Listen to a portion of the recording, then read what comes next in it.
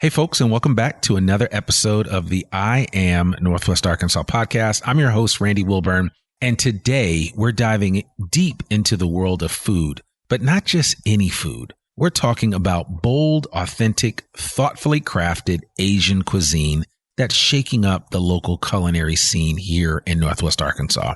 My guest is Binh Hoang, the visionary behind House 1830 in downtown Rogers. From humble beginnings as the child of Vietnamese refugees, Binh's journey is a masterclass in purpose-driven entrepreneurship.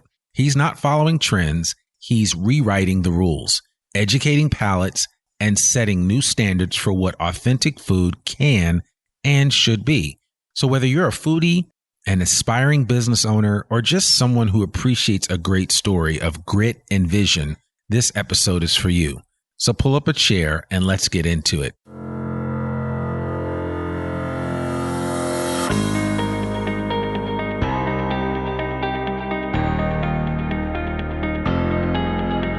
It's time for another episode of I Am Northwest Arkansas, the podcast covering the intersection of business, culture, entrepreneurship, and life in general here in the Ozarks. Whether you are considering a move to this area or trying to learn more about the place you call home, we've got something special for you. Here's our host, Randy Wilburn. Hey, Ben, how are you doing? I'm doing well. How are you? I'm good. I'm glad that we finally got to sit down and get connected.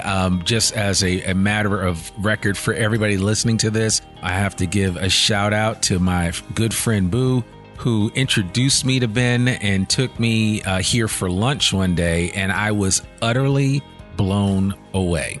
This place, House 1830, is next level when it comes to Asian food. And I think we had a conversation about some of my experience in the few years I lived in the Bay Area, specifically in San Francisco. And you talk about good Asian food. You could throw a rock and hit a really good Asian food restaurant in San Francisco. But without further ado, man, we are so glad to have you on the podcast. How are you doing in general? Oh gosh, we've been growing like crazy. We don't advertise, so it's been always great to see the response from folks coming in. Most of our clientele are referrals, and all word of mouth. That's what we wanted and intended to have from the start, is to zero advertising, so we can gauge our performance based off of feedback. Well, I mean, you're in the perfect location. So for those that are, because this is an audio podcast, we're right across from the rail yards here in downtown Rogers, or DTR, as the cool kids like to say. But we're not far from Onyx, the Onyx building. We're right next to Tuscan Trotter. It's a perfect location. So, I mean, you guys kind of, not that you lucked out, but I mean, you purposefully, you ended up in a really good spot. Yeah, it was a little scary when we first opened, because it was still a little desolate. The Tuscan Trotter wasn't built yet and under construction. It was actually supposed to be a different unit.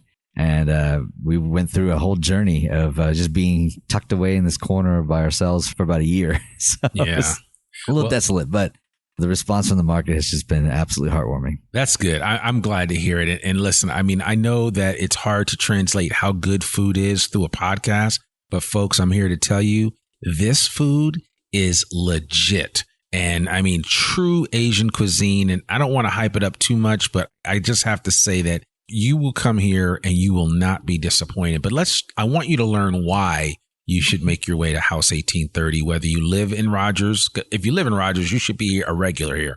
But anywhere that you are in the greater Northwest Arkansas area, you need to make House 1830 one of your regular stops for really good Asian cuisine. But Binh, I want to start out with your story, right? Because I always love telling somebody's superhero origin story, but your story starts with an axle and a driveway.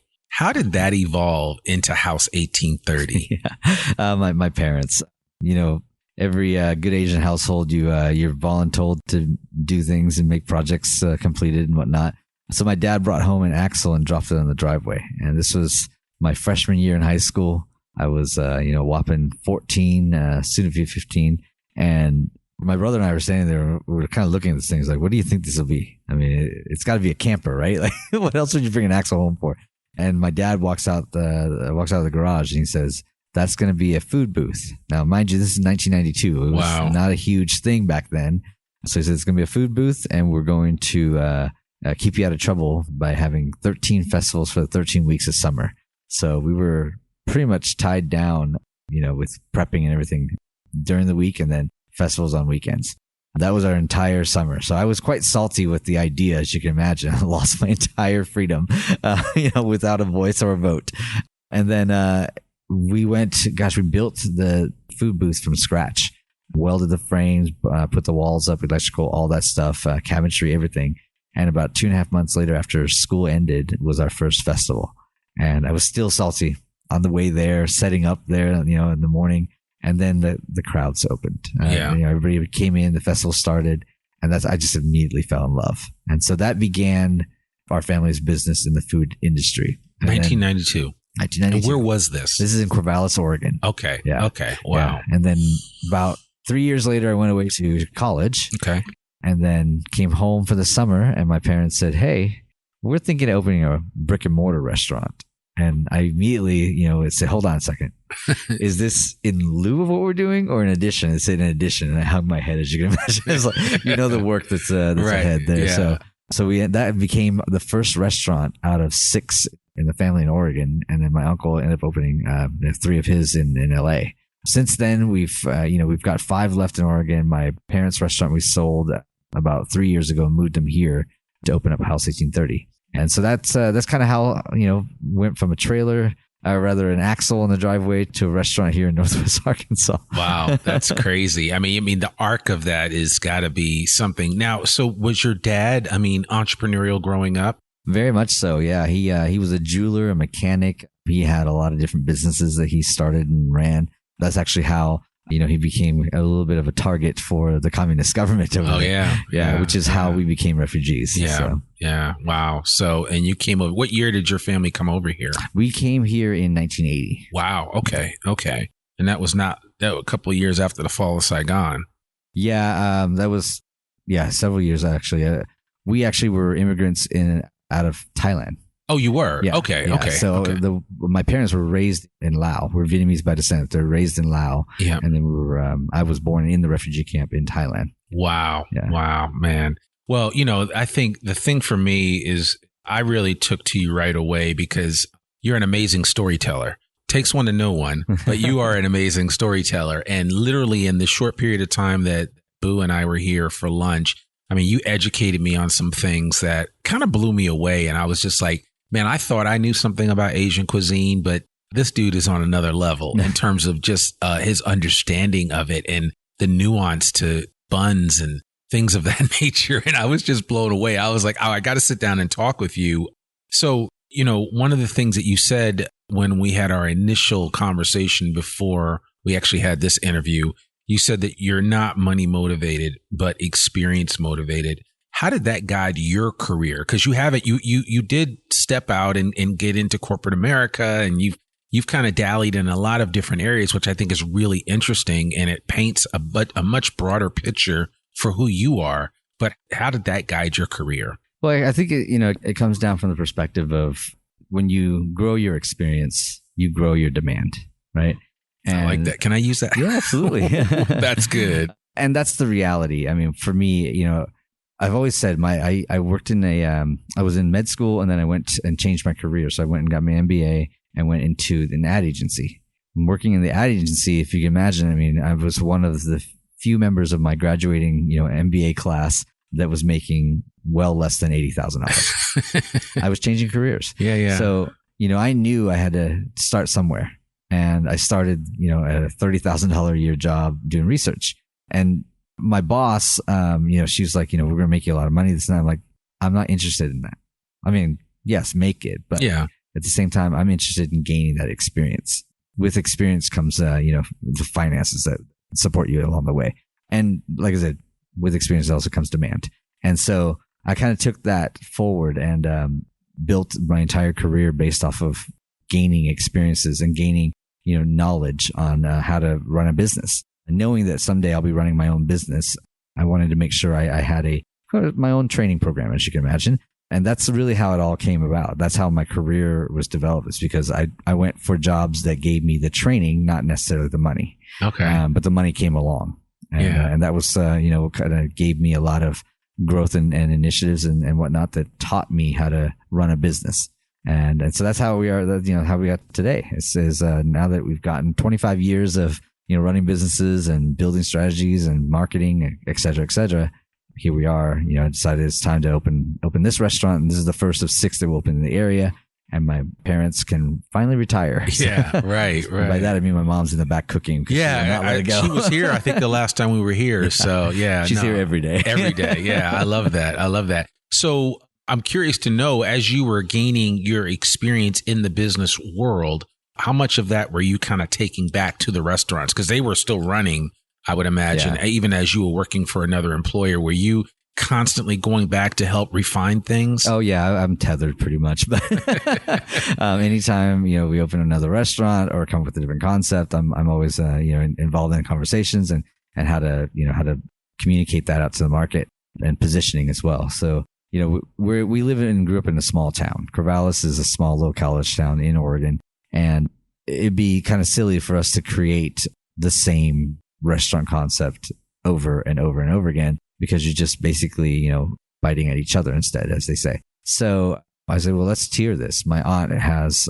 a lot of, knowledge in finer dining, and she's traveled the world at that point too. So she's got a great depth and understanding of that. So I said, that's what makes the most sense for her to do. My uncles, they loved the smaller shops, like the sandwich shops and the quick serves. So we did that. And my parents, their restaurant was a fast casual. So typically the way we look at it is that the fast casual, you're spending about 30 minutes and $30 for a 2-top, whereas a finer dining, you're spending about 2 hours and $200 for a 2-top. So it's around there. It's kind of how we look at it from a standpoint of, volume and turns and this and that to make the business work. So that's we figured, let's keep the tiering that way. And with a quick serve, you're talking about, $15, $20, and you're spending about 20 minutes for a 2-top. So that's how we look at it. And when we built this restaurant, that's also how we looked at it too. It's like, how much time do we think people will spend here, and how much time do we need to develop a proper experience that they would want to come back? Yeah. And I'm sure some people are wondering, how did you end up in Northwest Arkansas? It's my job. 10 years ago, I was hired by Tyson. Okay. And I was brought here. Little company down in Springdale. A little one. Something about chickens. Yeah. But they, I was hired to run manage the handheld sandwich category for food services. So a very sexy category. As you can imagine, we went through about a year later, we went through some reorgs there, and I started inheriting more categories to manage. I ended up having a total of 10 categories. Oh, wow. That's a lot. It's a lot. Yeah.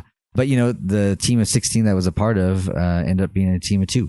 Okay. So with the reorgs. So it just changed a lot of things, as you can imagine. So I really got to learn a lot of, fun and unique things that you can do when you're restrained in that way. And that's really kind of what it comes down to is, how do you navigate a space, one, you don't know, and 2, your hands are bound.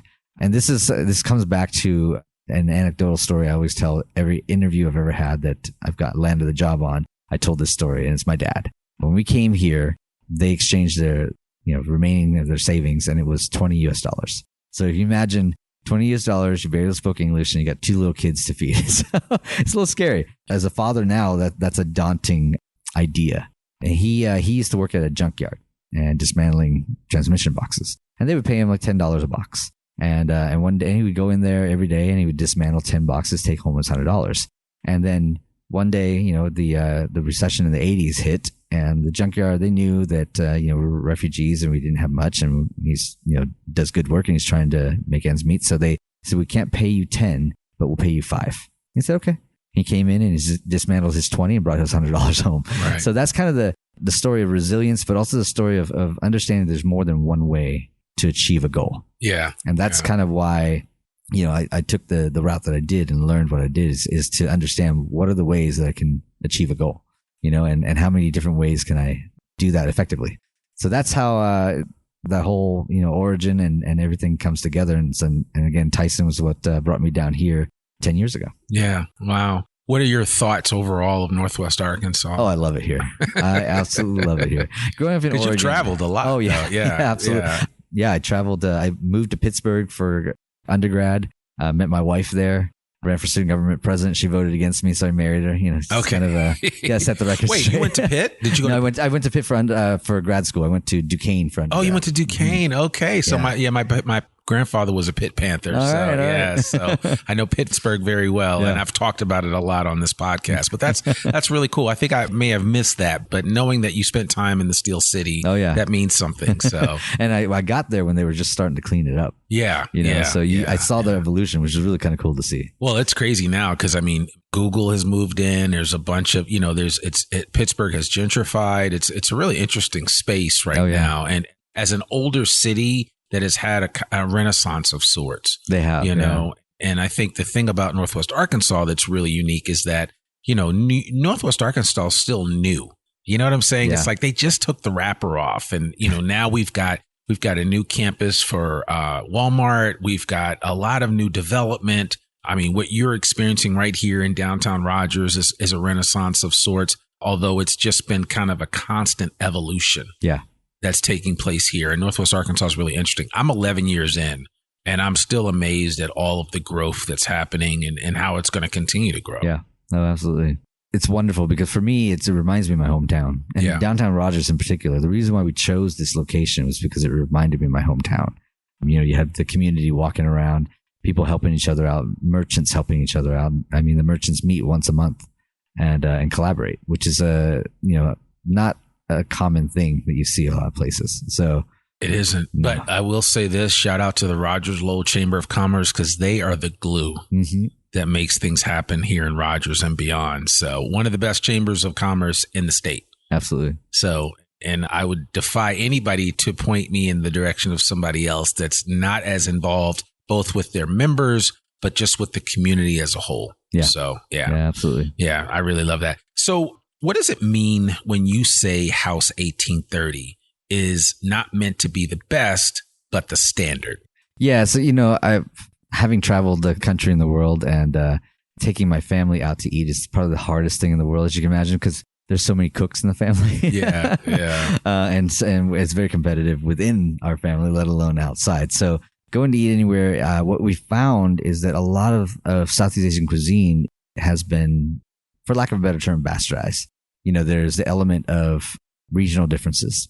There's the element of creating a menu of Southeast Asian food, but then adding a General Tso's to the menu, which is confusing to the market.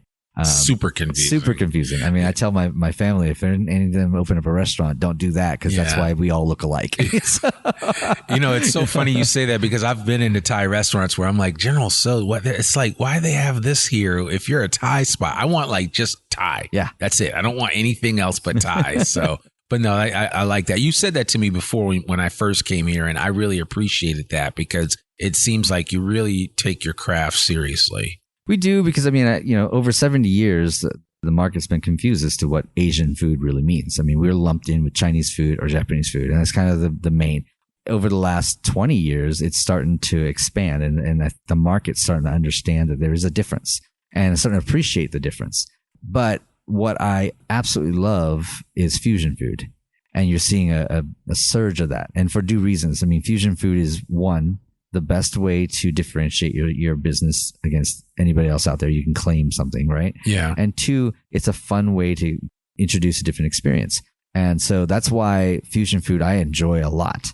But whenever I traveled, with coworkers from various different positions that I've held and all over the country and the world, I started noticing that they're appreciating certain things, but they don't know why. Yeah. Or they don't like something, but they don't know why. Right. And so I started to dig into the history and the purposes more, the cook styles, the methodology, and the ingredients and how they come about. Rice, something as simple as rice, is actually much more complicated than it initially appears, Yeah. So that's how it all came together. And that's the reason why I really wanted to be the standard for traditional foods. I don't need to be the best, for two reasons. One is we want to first reset what the standard taste and flavors and experience should be for Southeast Asian cuisine. And we represent all three, Vietnamese, Lao, and Thai here. And then two is also, there are a lot of great cooks and chefs out there. And it doesn't make sense to me to go push each other down. Yeah. Yeah. So the more great chefs, the better for all of us. A rising tide. Yeah, exactly. So why have this negativity to somebody who does it better. We celebrate that. Yeah. So if somebody does it better, I celebrate it. And that's what we do here. Okay.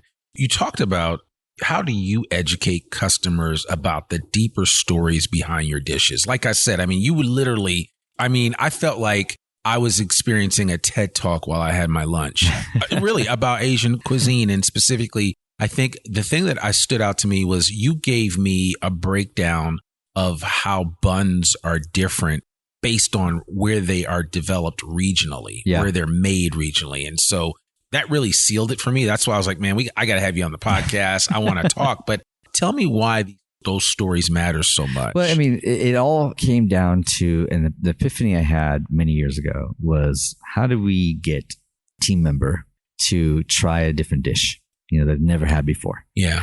And a lot of my teams, I mean, you'll experience this a lot of times. A lot of the teams want to shock each other. So I'm like, wait, we want folks to come back, So I want team members to come back into the office. I want them to enjoy this experience, that they actually want to stay here with us and be a part of this. And this is, in corporate America, right? So the way I bring this about is really on that mission of, resetting the standard and letting people understand. That's the reason why we named House 1830 a vague name. Yeah. I wanted people to come in curious, and I wanted them to come in with no preconceived notions, because then it's not like, oh, the pho tastes better over here versus there. I'm like, it's not about that.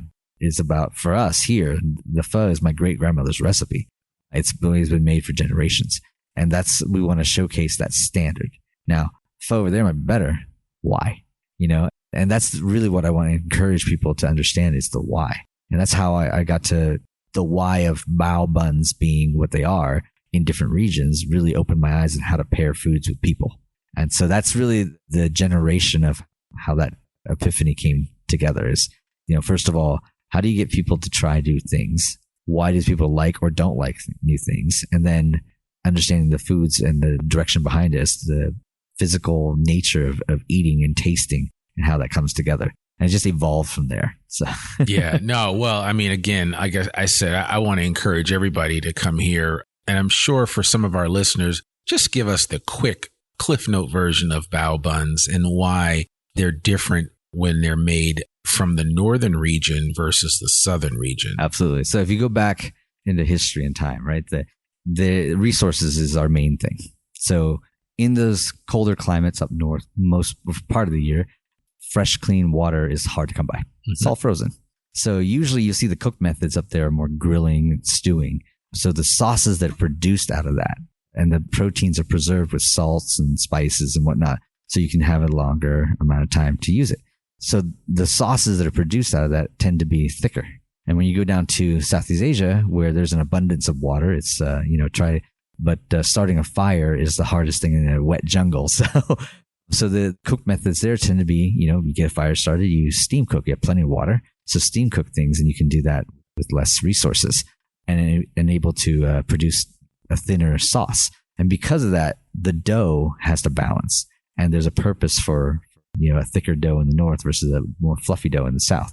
And I'll get into all that when you come visit. But that it really comes down to us as human beings acclimating to the environment we're in. Yeah. And that led to the question of why is spicy food spiciest in Southeast Asia and not in Mongolia? Sure. It's spicy, but not nearly the same.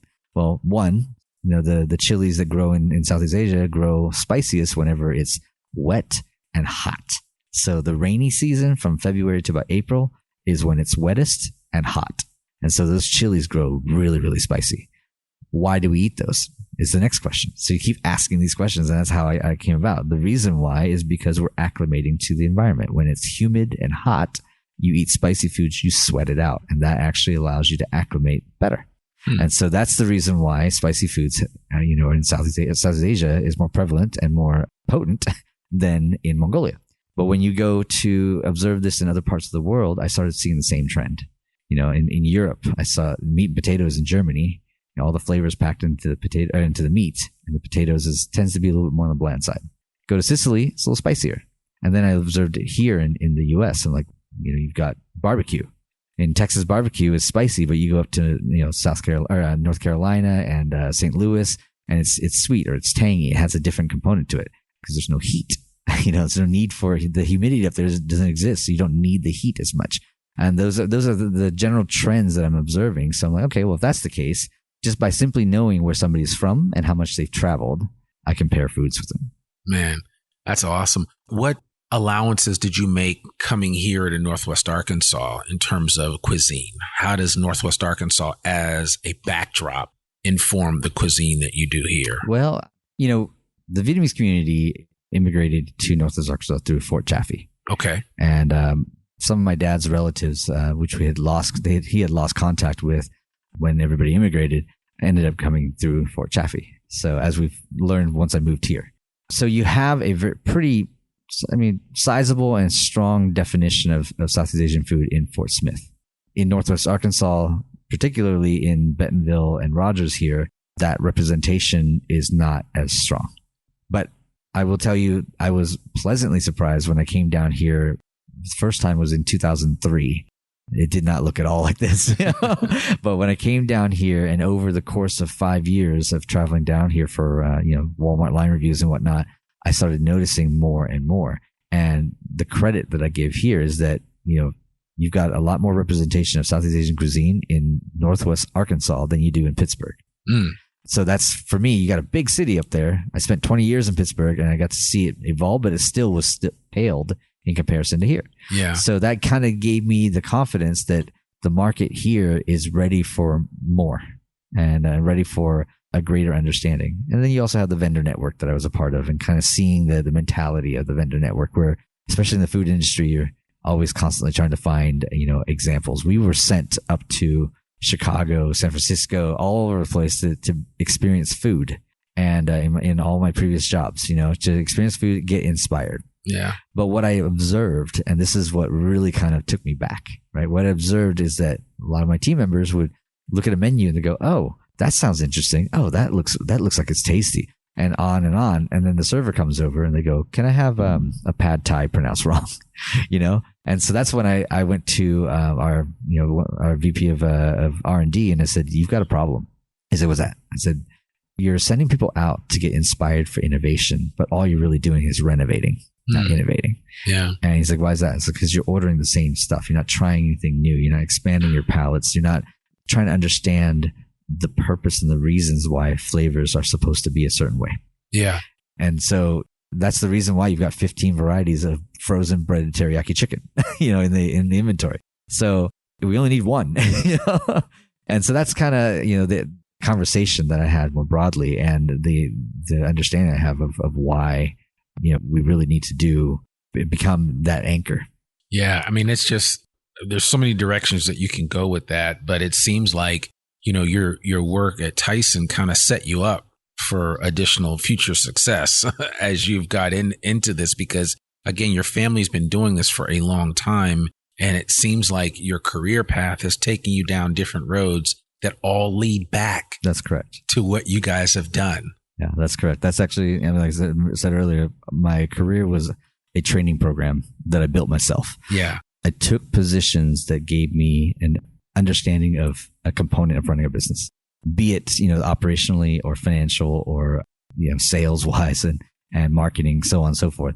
All of it had a component to it. And Tyson brought me down here, and I took that role because it was a more of an operational component of marketing and business management. So it gave me a lot more clarity to things that I wasn't 100% confident in. But after working there, definitely learned a lot. I mean, I think every position I've held has taught me a great deal to what allowed me to build this. Yeah. Well, you're certainly on the right track. That's for sure. What would your response be to guests who focus only on price without understanding quality? Yeah, that's a big pet peeve of mine, because, again, I mean, it goes right back to the element of what I learned in the ad agency, and I apply to just about everything in life, including golf. But is good, quick, cheap, pick two. And that's, you go for all those, but you aim for all three, but you can really succeed in two. And this is a situation here. If you go to a restaurant, or if you buy a vehicle, or you buy a product, you can buy it cheaper, but you truly get what you pay for. Yeah. And that's the reality. And the unfortunate part is Southeast Asian cuisine. And I hear this a lot, which kind of bothers me a little bit, but I hear this a lot where Southeast Asian cuisine, ethnic cuisines like Mexican or, Ecuadorian, El Salvadorian, you name it, there's always this stigma that it cannot be a certain price or above. Yeah. And what you realize, and this is, I observed this, it frustrates me because I love a good steak. I love a good, full muscle steak. Sure. But what you see is when you go to a place where the price point is lower, they're replacing that with usually a skirt steak or, they're usually scraps. You can see the scraps, and it affects the flavor and everything. There's no marbling. There's nothing. None of that. Yeah, it's just a little chewy. So for me, I value quality over price, and I'll go to a place and I'll actually select something for its quality, irregardless of price. Yeah. But if I pay for something at a hefty price and the quality doesn't match, that's where the disconnect occurs. And so here, our most expensive dish is a $46 steak. And it is one of our most popular dishes we have here because things are formulated in a certain way. And whenever you taste it, it melts in your mouth and you have this satisfaction. I can't tell you how many times people, they just aggressively point their fork at the steak. Yeah. That is cooked perfectly. And I say, well, thank you. If not, my team and I will have a different conversation. Yeah, absolutely. But I have a fantastic team, and they deliver every single night. You do. I noticed even at the lunch hour, everybody seems to really pay attention to detail. Yes. Which as somebody, I grew up. I think I told you this. I cut my teeth waiting tables, and I was kind of worked in a small mom and pop high-end cuisine restaurant when I was 14, and that really broadened my palate and horizon about service in general. But I noticed those are some of the things I pick up right away with attention to detail with staff. And I tell young people, I tell my kids this, I'm like, if you work in a restaurant, a good restaurant, you can really learn some skill sets and some things that will serve you the rest of your life. Oh, absolutely. Literally, I'm in my 50s now, and I still do things the way that I was taught and trained in a couple of the really nice restaurants that I worked in. No, absolutely. That's, it's funny because here we operate under 3 pillars: quality, consistency, and cleanliness. You can't have one without the other. And my team tries to challenge me when they started, when we first started out there, I was trying to challenge me on that statement. They're like, well, what about cleanliness? Why do you have to have the others? I'm like, you can't be clean without doing it with quality and consistently. Yeah. It's not clean consistently. So you have to have all 3. And I say everything we do here, every action, every decision we make, everything we do here always relates back to how does it positively impact all 3? Because if it's only 2, we have a problem. Yeah. You have to ask yourself at that point a really, real serious questions. Are we really doing it that way properly? And so that's one element, and I think that gives the team a perspective on how to operate here. And it really delivers that experience that we're looking to provide. I can't stand a dirty kitchen. I can't eat in one. If I were to go out and I see a dirty kitchen, it kind of, turns me off. So we have an open kitchen. That kitchen is cleaned twice a day at the end of every shift, so that when you come in for your shift, it's as if it's day one, and not for anything other than, we got to do it with all 3 of those pillars. So it was like, well, we could just clean this part here, that part. No, the whole thing. Yeah. So that's that element of detail is important in delivering the experience. In fact, there's more details in this business that people learn as they come in and experience it. Yeah, I guess we'll never see you on Kitchen Nightmares. So that's okay. That's sure okay. Hope not. Yeah, that's okay. So listen, can you share? I know we talked about this, and we typically, when we do these podcast episodes, we like to kind of focus on evergreen things. But you did mention to me an event that you're doing in the very near future. It's called a night market event, which is something that was an inspiration that you got from, I guess, in Vietnam. Yeah. So I'd love for you to share just a little bit about this and what is your hope for this particular event? Yeah, the hope for the event. So the House 1830 Night Market is intended to be kind of the foray into doing a regular seasonal event. So I would love to have this done twice a year, at least. Okay. This first one is going to be on site. It's going to be on our patio, and inside the restaurant here, we'll have 10 stations, 15 items, and so some stations will have 2. They're tickets that you purchase, and then you just turn them in like at a carnival. You have 2 to 5 tickets per item, depending on the item. And the idea behind this is really to kind of create a gathering. And one of the greatest experiences throughout Asia, really, not just Southeast Asia, but throughout Asia, are the night markets. I've been to the night market in Taiwan, in Japan, in Hong Kong, and of course throughout Southeast Asia. And every single one, you see just that abundance of activity and life and joy. You know, you get to eat food, you get to have drinks, mingle around, walk around, people watch, whatever your desire. Eventually, we would love to have it over at the rail yard over there, and be able to create a true night market experience to this fullest extent. But for this first one, we're going to have those stations, and it's really a chance to kind of showcase the street foods of Southeast Asia. And we've got a representation of all three countries. You know, it's fun to create the menu. Okay. This all started, what we're doing is that it starts at 6, and at 6:34 sundown, that's when all the incandescent lights, all the lighting gets shut off. Okay. And one by one, there's little tea lights at each station get turned on. And you'll hear like a gong or something that indicates another one getting turned on. Every table will have several. So this all started during my travels in Vietnam. As a kid, I remember going through this little town, and it was a night market had popped up along the side of the street, and we're in the cab driving through, and people everywhere. You know, it's just a lot of fun activities. All the stations had their string lights up and whatnot. But at the time, this is before the embargo was lifted, Vietnam their electricity was controlled by the government. Yeah. So at 8:00, electricity shut off, and it went pitch black in an instant. And if you imagine sitting in a taxi, and all you could see were the feet in front of the headlights that are just moving, and people were crossing in front of cars, and the cars were still moving in the dark. Right. I got desensitized living here for a while. That's funny. But one by one, each station started lighting candles, and it just got brighter and brighter, and the entire ambiance and the entire experience changed in a way that was just magical. Yeah. And so that's what we want to try to recreate here for this first go around. That's very cool. Will the menu be made known in advance, or? Yes, 2 weeks. Okay, 2 weeks before. I'm going to post it on Instagram and Facebook. Oh, okay. And then the ticket deals that we have live right now will go down a week before. Okay. And then after that, you can get the tickets on site for $2 a piece. Okay, cool. Very cool. Yeah, well, we'll make sure we put this out so that people know about that, and we'll share this information so that they have it. And even if you're listening to this after the fact, I'm sure you can go to the house1830.com website to see maybe when their next night market will be. But I suspect that this will be a success, and this will maybe lead to other things. Yeah, the response has been already very, very strong. Oh, so good. It's been fantastic. I love that. All right, well, I only have a few more questions. One is, where do you see House 1830's role in the broader NWA culinary movement? Where do you see that evolving? You know, it's really more the bigger umbrella. So our concept as a business is that you come into our home, eat our foods the way we eat it. So House 1830, being my childhood home from Oregon and being Southeast Asian food, is only one of two main concepts. The second will be House 1920, which is my wife's childhood home. She's Slovak.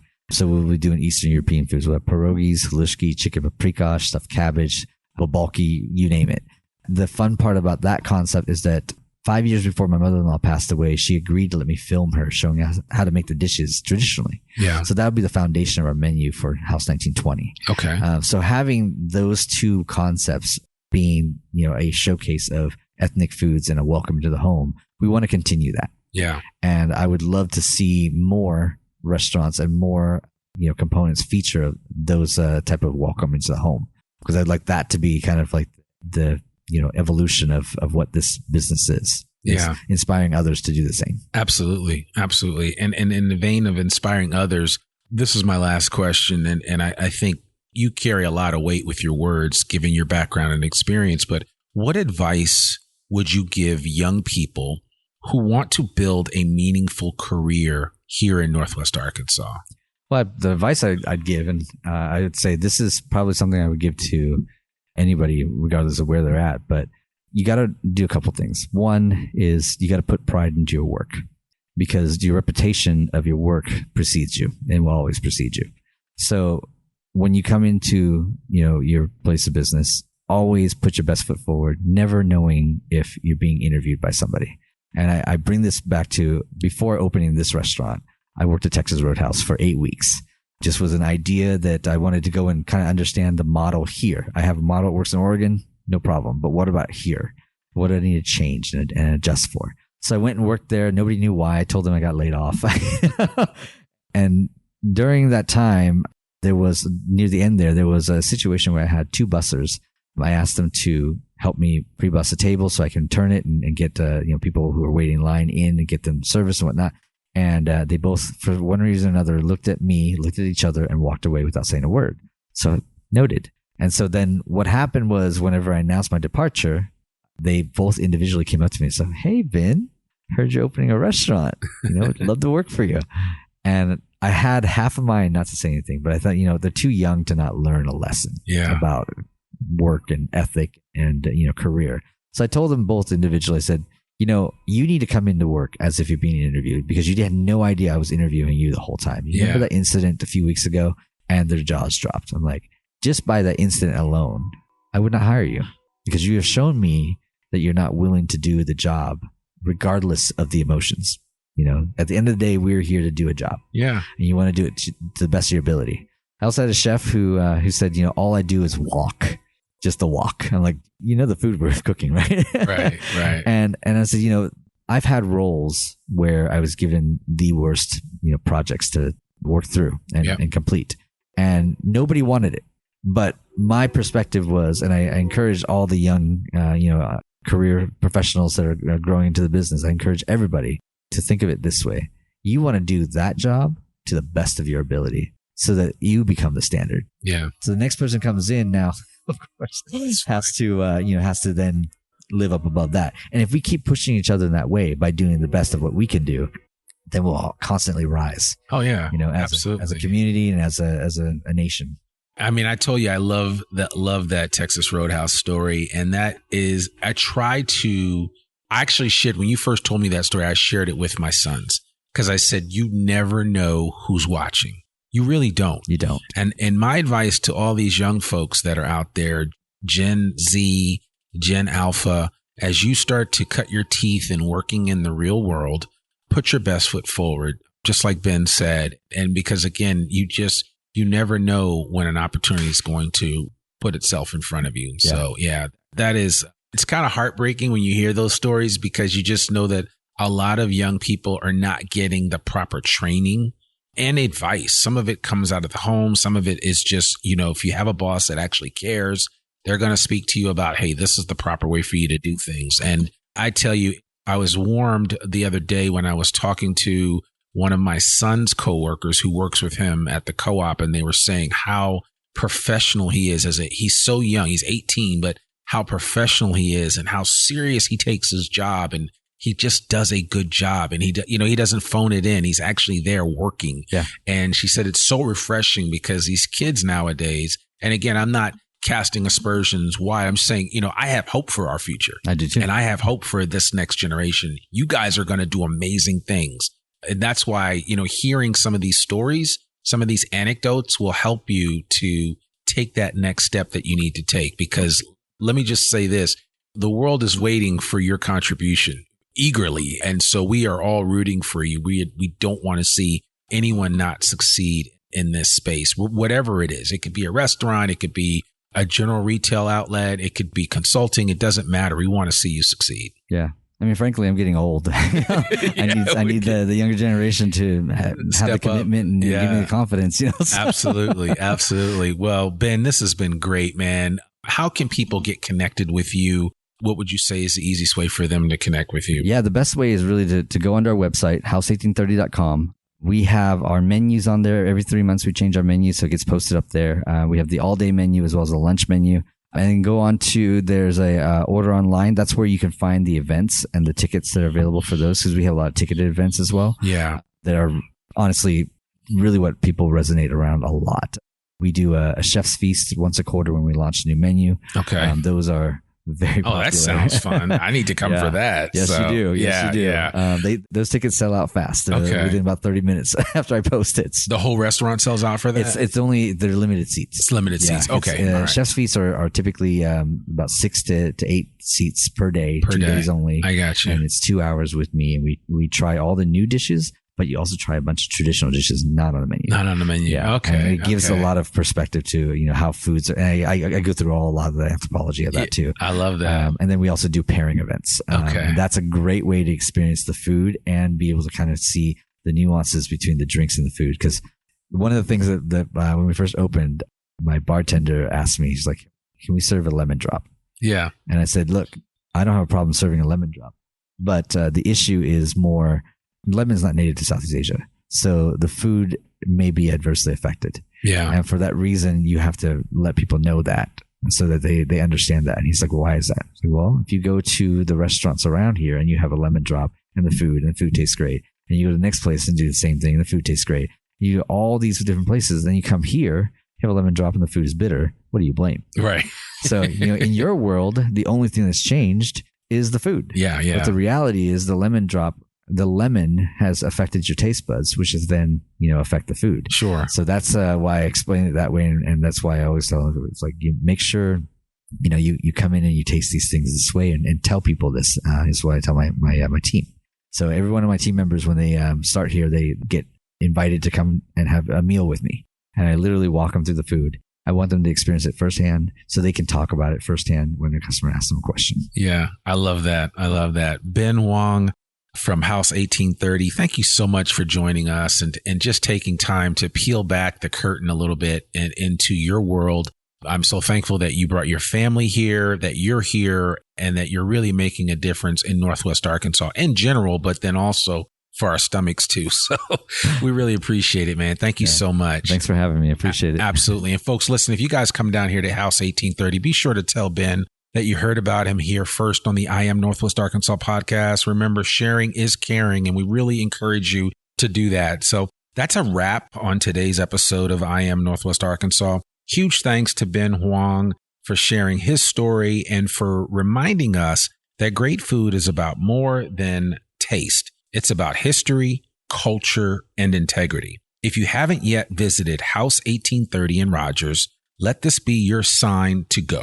Bring your curiosity, come hungry, and be ready to experience something truly different.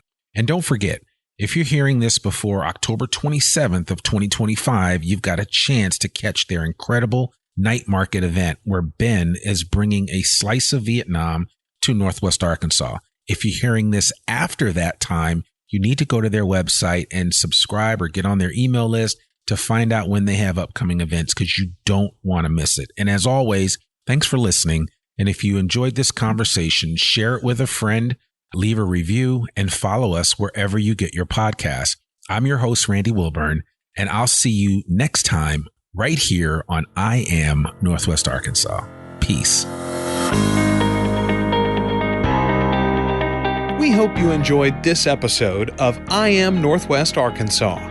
Check us out each and every week, available anywhere that great podcasts can be found. For show notes or more information on becoming a guest, visit iamnorthwestarkansas.com. We'll see you next week on I Am Northwest Arkansas.